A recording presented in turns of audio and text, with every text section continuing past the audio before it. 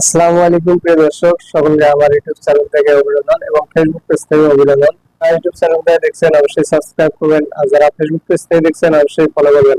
তো নিশ্চয়ই আপনারা বুঝতে পারছেন আজকে কি নিয়ে কথা হবে। তো আজকে তড়িৎ আফ্রিদিকে নিয়ে কথা হবে, অবশ্যই থাম্বনেল দেখে বুঝতে পারছেন। তো আসলে একটা কথা আর কি, যে সত্য কখনো চাপা থাকে না। একটা কথা আছে না, গ্রাম্য ভাষায়, সত্য কখনো চাপা থাকে না। সেই তড়িৎ আফ্রিদিকে নিয়ে কথা হবে। তো আমি অর্থাৎ যখন বুঝে হই, অর্থাৎ আমার বয়স তো অল্প আর কি। তো যখন বুঝি আর কি, আগের যুগে তো আর মোবাইল ছিল না অতটা। তো যাই হোক, যখন মোবাইল আমার হাতে আসে তখন থেকে আমি তহিদ আফ্রিদির ব্লগ ভিডিও দেখি। আসলে তহিদ আফ্রিদির ব্লগ ভিডিও গুলো ভালো লাগে, তার বিভিন্ন ফানি ভিডিও গুলো ভালো লাগে। সুন্দর কন্টেন্ট ক্রিয়েটর একজন। তো আসলে একটা কথা, যে ক্যামেরার সামনে কে ভালো সাজে এটা বলা মুশকিল। তো আসলে তহিদ আফ্রিদি যে অন্যায় অবিচার গুলো করছে এতদিন ফাঁস হয়নি আর কি, তো ইতিমধ্যে আর কি ফাঁস হয়ে গেছে।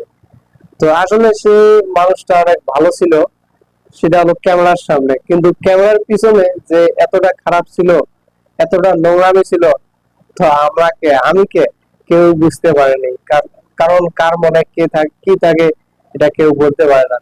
আর তৈব আফ্রিদি আসলে ভালো মানুষ ছিল, কিন্তু ক্যামেরার আড়ালে যতটা খারাপ ছিল।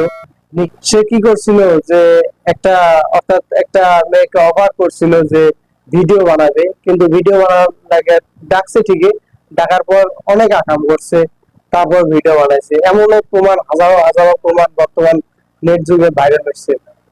তো আরেকটা কথা হলো, আমাদের ইউটিউবার সায়েম ভাই, সায়েম ভাইয়ের ভিডিও আমার ভালো লাগে। সায়েম ভাই সবসময় ন্যায়ের প্রতি কথা বলে। সেই সায়েম ভাই আজকে আমি ভিডিও দেখলাম, তো সেই সায়েম ভাইকেও নাকি এই তহিদ আফ্রিদি নিয়ে মারছিল, অর্থাৎ ডিবি পুলিশের দ্বারা মারছিল। কারণ সাইদ আফ্রিদি তহিদ আফ্রিদিকে নিয়ে একটা ভিডিও বানাইছিল, এই কারণে ভিডিওটা বানাইছিল। ভিডিওটা আমি দেখছি না, কিন্তু ভিডিওটা হয়তো বা তহিদ আফ্রিদিকে বানাইছিল, কিন্তু তহিদ আফ্রিদি সেটা নিতে পারেনি।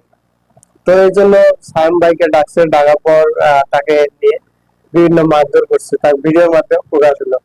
তো যাই হোক, একটা কথা আর কি, যে পোশাক পোশাক আশাক দিয়ে মানুষকে চেনা যায় না, মানুষকে চিনতে হলে মন লাগে। সেরকম তহিদ আফ্রিদিকে অনেক মানুষ এই চিনতে ভুল করছে।